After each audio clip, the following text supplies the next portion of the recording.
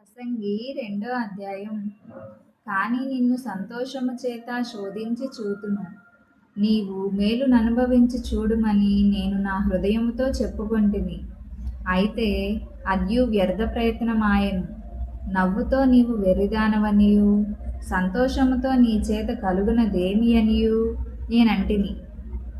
నా మనసు ఇంకను జ్ఞానముననుభవించుచుండగా, ఆకాశము కింద తాము బ్రతుకు కాలమంతయు మనుష్యులు ఏమి చేసి మేలుననుభవింతురో చూడవలెనని తలచి, నా దేహమును ద్రాక్షారసము చేత సంతోషపరచుకొందుననియు, మతిహీనత యొక్క సంగతి అంతయు గ్రహింతుననియు నా మనస్సులో నేను యోచన చేసుకొంటిని. నేను గొప్ప పనులు చేయబూనుకొంటిని. నా కొరకు ఇండ్లు కట్టించుకొంటిని, ద్రాక్ష తోటలు నాటించుకొంటిని. నా కొరకు తోటలను, శృంగార వనములను వేయించుకొని వాటిలో సకల విధములైన ఫలవృక్షములను నాటించితిని. వృక్షముల నారుమళ్లకు నీరుపారుటకై నేను చెరువులు త్రవ్వించుకొంటిని. పనివారిని పనికత్తెలను సంపాదించుకొంటిని. నా ఇంట పుట్టిన దాసులు నాకుండిరి. యెరూషలేమునందు నాకు ముందుండిన వారందరికంటే ఎక్కువ పశుల మందలను, గొర్రె మేకల మందలను బహు విస్తారముగా సంపాదించుకొంటిని. నా కొరకు నేను వెండి బంగారములను, రాజులు సంపాదించు సంపదను, ఆయా దేశములలో దొరకు సంపత్తును కూర్చుకొంటిని. నేను గాయకులను, గాయకురాండ్రలను, మనుషులు ఇచ్చయించు సంపదలను సంపాదించుకొని బహుమంది ఉపపత్నులను ఉంచుకొంటిని. నాకు ముందు యెరూషలేమునందున్న వారందరికంటేను నేను గనుడనై అభివృద్ధి నొందితిని. నా జ్ఞానము నన్ను విడిచిపోలేదు. నా కన్నులు ఆశించిన వాటిలో దేనిని అవి చూడకుండా నేను అభ్యంతరము చేయలేదు. మరియు నా హృదయము నా పనులన్నిటిని బట్టి సంతోషింపగా, సంతోషకరమైనదేదియూ అనుభవించకుండా నేను నా హృదయమును నిర్బంధింపలేదు. ఇదే నా పనులన్నిటి వల్ల నాకు దొరికిన భాగ్యము. అప్పుడు నేను చేసిన పనులన్నీయు, వాటి కొరకై నేను పడిన ప్రయాసమంతయు నేను నిదానించి వివేచింపగా, అవన్నీయు వ్యర్థమైనవిగాను, ఒకడు గాలికి ప్రయాసపడినట్టుగాను అగుపడెను. సూర్యుని క్రింద లాభకరమైనదేదియూ లేనట్టు నాకు కనబడెను. రాజు తర్వాత రాబోవు వాడు ఇది వరకు జరిగిన దాని విషయము సైతము ఏమి చేయును అనుకొని, నేను జ్ఞానమును, వెర్రితనమును, మతిహీనతను పరిశీలించుటకై పూనుకొంటిని. అంతటా చీకటి కంటే వెలుగు ఎంత ప్రయోజనకరమో, బుద్ధిహీనత కంటే జ్ఞానము అంత ప్రయోజనకరమని నేను తెలుసుకొంటిని.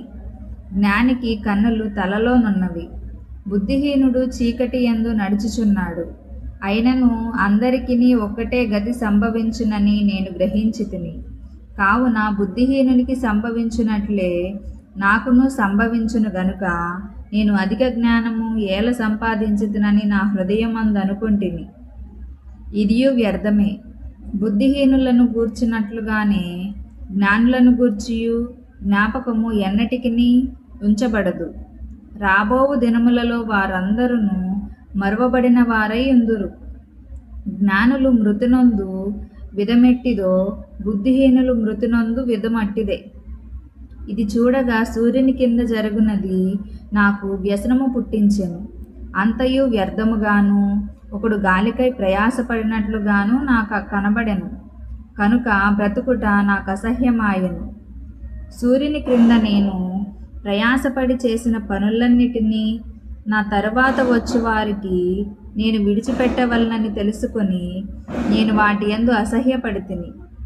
వాడు జ్ఞానము గలవాడై ఉండునో, బుద్ధిహీనుడై ఉండునో అది ఎవరికి తెలియను. అయితే సూర్యుని క్రింద నేను ప్రయాసపడి జ్ఞానము చేత సంపాదించుకున్న నా కష్టఫలమంతటి మీదను వాడు అధికారి అయి ఉండును. ఇదియును వ్యర్థమే. కావున సూర్యుని క్రింద నేను పడిన ప్రయాసమంతటి విషయమై నేను ఆశ విడిచిన వాడనైతిని. ఒకడు జ్ఞానముతోనూ, తెలివితోనూ, యుక్తితోనూ ప్రయాసపడి ఏదో ఒక పని చేయును. అయితే దాని కొరకు ప్రయాసపడని వానికి అతడు దానిని స్వాస్థ్యముగా ఇచ్చివేయవలసి వచ్చును. ఇదియు వ్యర్థమును గొప్ప చెడుగునై ఉన్నది. సూర్యుని క్రింద నరునికి తటస్థించు ప్రయాసమంతటి చేతను వాడు తలపెట్టు కార్యములన్నిటి చేతను వానికేమి దొరుకుచున్నది? వాని దినములన్నీయు శ్రమకరములు, వాని పాట్లు వ్యసనకరములు. రాత్రి అందైనను వాని మనస్సునకు నెమ్మది దొరకదు. ఇదియు వ్యర్థమే. అన్నపానములు పుచ్చుకొనుట కంటెను తన కష్టార్జితము చేత సుఖపడుట కంటెను నరునికి మేలుకరమైనదేదియూ లేదు. ఇదియును దేవుని వలన కలుగునని నేను తెలుసుకొంటిని. ఆయన సెలవు లేక భోజనము చేసి సంతోషించుట ఎవరికి సాధ్యము? ఏలయనగా దైవ దృష్టికి మంచివాడుగా నుండువానికి దేవుడు జ్ఞానమును, తెలివిని, ఆనందమును అనుగ్రహించును. అయితే దైవ దృష్టికి ఇచ్చుటకై ప్రయాసపడి పోగు చేయు పనిని ఆయన పాపాత్మనికి నిర్ణయించును. ఇదియు వ్యర్థముగాను ఒకడు గాలికై ప్రయాసపడినట్లుగాను ఉన్నది.